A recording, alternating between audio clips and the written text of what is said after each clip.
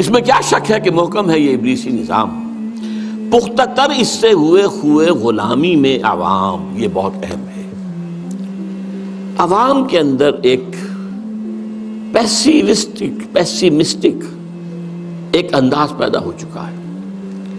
وہ ایکٹیوسٹ نہیں ہے، اب وہ کام کرنے کو تیار نہیں ہے. خوئے غلامی میں پختہ ہو گئے، دبے رہنے کے لیے تیار ہیں، ایکسپلائٹ کیے جانے کے لیے تیار ہیں. آرزو اول تو پیدا ہو نہیں سکتی کہیں، ہو کہیں پیدا تو مر جاتی ہے یا رہتی ہے خام. آرزو، امنگ، کوئی اعلیٰ اونچا خیال، کوئی اونچا اعلیٰ نصب العین، کوئی اونچا آدرش، کچھ نہیں، یہ ہے ہی نہیں. حیوان کی سطح پر نظر آ چکا ہے. آرزو اول تو پیدا ہو نہیں سکتی کہیں، ہو کہیں پیدا تو مر جاتی ہے یا رہتی ہے خام. اگر ہو بھی جائے تو مر جاتی ہے فوراً. یعنی یوں سمجھیے کہ اول تو زمین بنجر ہے، یہاں سے کسی چیز کی رویدگی کا امکان ہی نہیں. اگر کوئی چیز اگ بھی آئے تو اس فضا کے اندر آکسیجن ہی نہیں ہے، پروان کیسے چڑھے گی؟ ہوا اسے آکسیجن دینے کو تیار ہی نہیں، لہذا وہ مر جاتی ہے. ہو کہیں پیدا تو مر جاتی ہے یا رہتی ہے خام.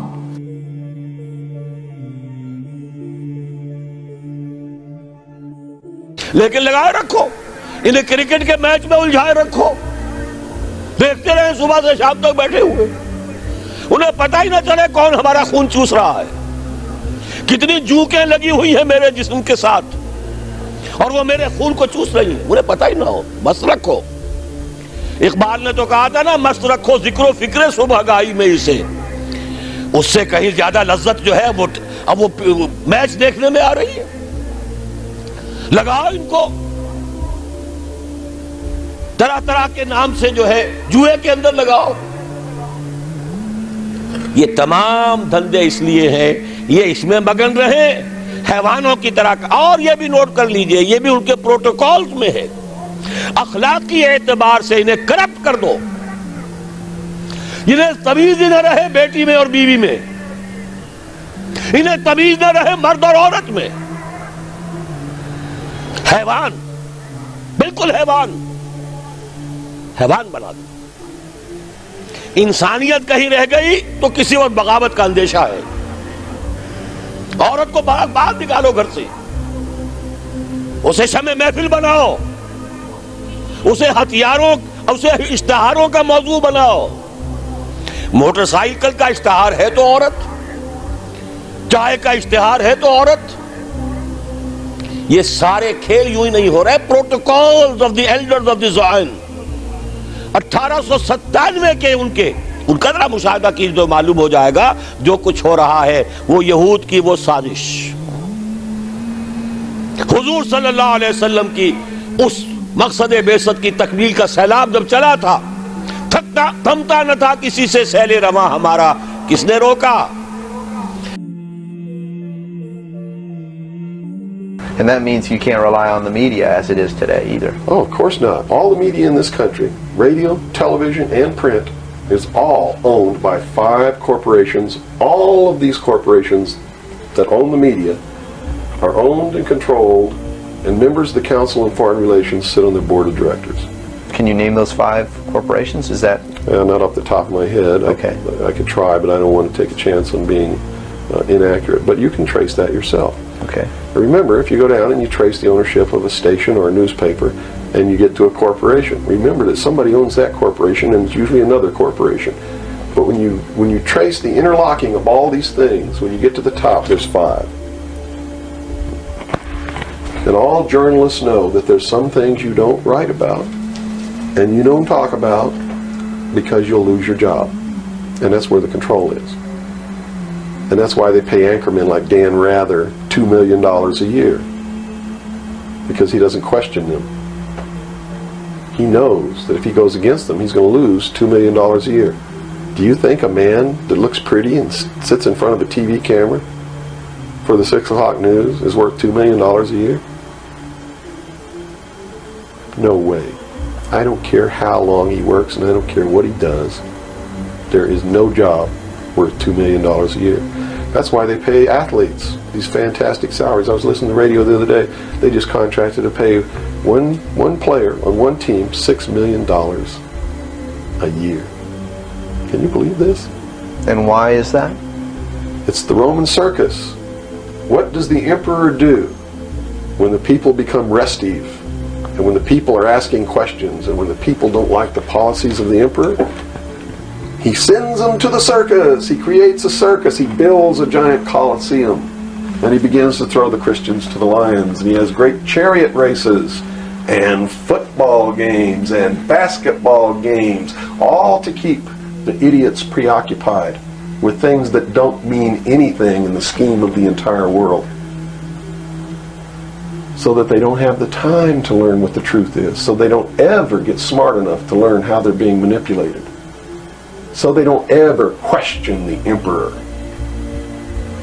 That's why they pay a player on a football team or a baseball team $1 million or $2 million or $3 million a year. It is the Roman circus. I know men who don't know anything in the world except who plays third base for the Mets, and they think that's a great accomplishment. And they meet and pat each other on the back and bond and go have cocktails and talk about what this guy that plays third base for the Mets did in last night's game. It's sad. It's really sad. Is there any room in a kind of society where these manipulations are not taking place for this type of entertainment or any type of entertainment at all? If people understand that a game is a game, if people understand that nobody, no matter what they do, is worth paying $2 or $3 million a year for, people should be able to get rich if they want to, by the sweat of their individual labor. Okay? By going out and doing something for the world. Not by taking people's minds away from the emperor. It's a game. Football's a game. Football's a game. But let me tell you something. When 150 of the most powerful men and women in the world can meet in secret in Baden-Baden, Germany, and plot the fate of billions, and nobody even cares about it, but 6 football players go to lunch together, and it's in the headlines across the country, you have a reflection of the society in which that exists. And it is a sick society that is doomed to self-destruction. So based on that scenario, there's some truth into what these men are looking at. Absolutely, and that's what makes me so sick, is that I'm trying to wake up a people who on a daily basis are proving the ones that I'm warning them about to be right. Well, so that even though a minority, there are people out there that you recognize are awake to this, if they don't do something about it, they will lose that ability to be free in that way. That's correct. Whether they might think, well, I don't need to worry about it because I know what I know and I'm fine. That's it doesn't right. work that way. There's a connection here to everything. That is correct. That is absolutely correct. A nation of people who are willing to send their sons and daughters that they profess that they love to a foreign country to die,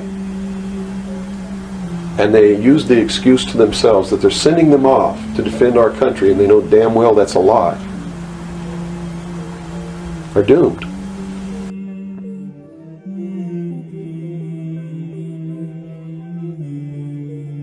अब ये जो आखिरी शेर है तो ये तो सबको ही ज़बानी याद होगा, लेकिन यहाँ मैं ये बात बताना चाह रहा हूँ, ये शेर दर हकीकत इस पूरी नज़म की नुमाइंदगी कर रहा है। इससे ये जो मजाज खानकाही है, इससे सिर्फ सूफ़ी वाला मजाज ही मराद ना लें, मजाज ग़ुलामी मराद लें। अभी जो मैंने ग़ुलामी की तशरीह की थी ना, कि भाई इसके अंदर बगावत ना पैदा हो जाए, इसके अंदर एहतसाब करने का जज्बा ना पैदा हो जाए, ये किसी को सवाल करने जोगा ना हो जाए। इसके बरक्स जो भी सूरत हाल है वो असल में खानकाही तस्वुर है, वो अय्याशियों में पैदा हो। हर वो तस्वुर के जो आपकी गैरत मार दे, जो आपके अंदर की बगावत कुचल दे, जो आपके अंदर ये जो एहतसाब कायनात का मादा ख़त्म कर दे, جو آپ کی مزاحمت کو توڑ دے وہ در حقیقت خانقاہی تصور ہے. وہ جدید فلسفے کی صورت میں ہو یا تصوف کی صورت میں ہو، وہ شعر و شاعری کی صورت میں ہو یا عیاشیوں کی اور ماڈرنزم کی یا جو لبرلزم کی صورت میں ہو، جو آپ کو زمانے کے ساتھ سازگاری اختیار کرنا سکھائے یا اس کے نیچے دب کے رہنا سکھائے اور اس کا غلام بن کے رہنا سکھائے یا اس کا پتر بن کے رہنا سکھائے، یہ سارا خانقاہی تصور ہے. پہلے وقتوں میں یہ تراشا گیا تھا اور آج کے وقتوں میں کئی چیزیں تراشی گئی. اس کے لیے جو بہترین مثال اس میں چلیں وہ چیز بھی آنی چاہیے ویسے کہ یہ جو مزاج خانقاہی ہے نا، اس میں وہ بھی شامل کریں. مزاج کھیل و کود، ڈراموں میں مست رکھو، فلموں میں مست رکھو. وہ اب تو کوئی ایسی گیمیں ہیں کہ وہ آپ جا کے بچے کے کان میں بھی پھونک ماریں تو نہیں سنتا. یعنی اتنا تو میرا خیال ہے کوئی صوفی بھی اس طرح مستغرق فی اللہ نہیں ہوتا جتنا یہ مستغرق فی الگیم ہو جاتے ہیں. اور اسی میں پھر شامل کر لیجئے یہ جو روز کہانی نہیں آ جاتی، وہ حریم شاہ اتھیں پھڑی گئی، مینار پاکستان اے ہو گیا. یہ جو ساری کہانیاں آتی ہیں یہ بھی تو آپ کو آپ کی توجہ اپنی طرف کھینچ لیتی ہیں. اور پھر پوری فلم انڈسٹری، پوری سپورٹس انڈسٹری، یہ سب کیا ہے؟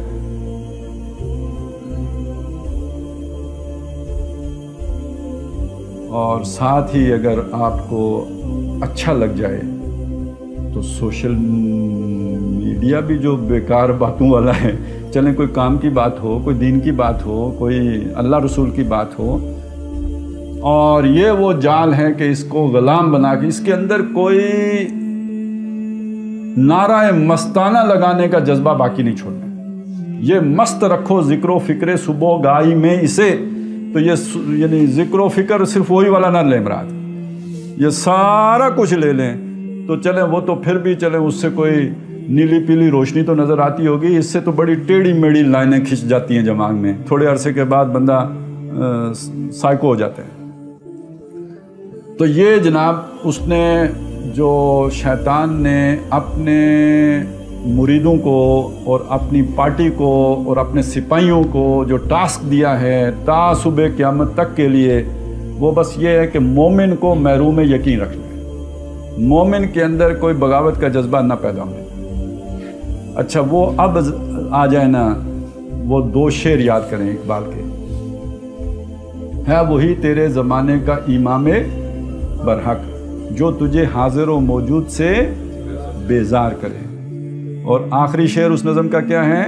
فتنہ ملت بیضا ہے امامت اس کی جو تجھے سلاطین کا پرستار کرے. تو وہ پیر صاحب ہوں، وہ کوئی بہت بڑے اسکالر صاحب ہوں، دانشور صاحب ہوں، اللہ والے ہوں، غیر اللہ والے ہوں، جو بھی ہوں، جو آپ کو اس زمانے کے ساتھ سازگاری اختیار کرنے کی اور جب تک کفر بوا کا حکم دیا جائے اس وقت تک اطاعت کرتے رہنے کی جو لوری آپ کو دیتے ہیں، یہ ہیں کہ جو اس کا مشن پورا کرتے ہیں. اور جو آپ کو بیزار کرتا ہے، چونکہ یہ اس وقت پوری دنیا شیطان کی دنیا، ہم رخصت ہوئے اور انہیں سنبھالی دنیا، پھر نہ کہنا ہوئی توحید سے خالی دنیا. یہ دنیا توحید سے خالی دنیا، اس دنیا سے جو آپ کو بیزار نہیں کرتا اور آپ کو کہتا ہے بھائی بیٹا آسٹریلیا جا، یورپ نکل جا، کینیڈا پہنچ، اور کچھ نہیں ہوتا تو جلدی سے کابل پہنچ کے تو امریکی جہاز تے چڑھ امام دینا، ٹہرا نال لٹک امام دینا. تو یہ وہ ہے کہ در حقیقت جو آپ کو زمانے کا پرستار بناتا ہے، اس کے ساتھ سازگاری سکھاتا ہے، یہی آپ کا دشمن ہے. یہ جس روپ میں بھی ہو، داڑھی والے روپ میں ہو یا بغیر داڑھی والے روپ میں ہو، یہ آپ کا دشمن ہے اور وہ آپ کا سجن ہے جو آپ کو بیزار کرتا ہے. اور یہ جو آپ کو اس کی پرستاری سکھاتا ہے، یہ ذکر و فکر صبح گاہی ہے جو اس میں مست کر دیتا ہے.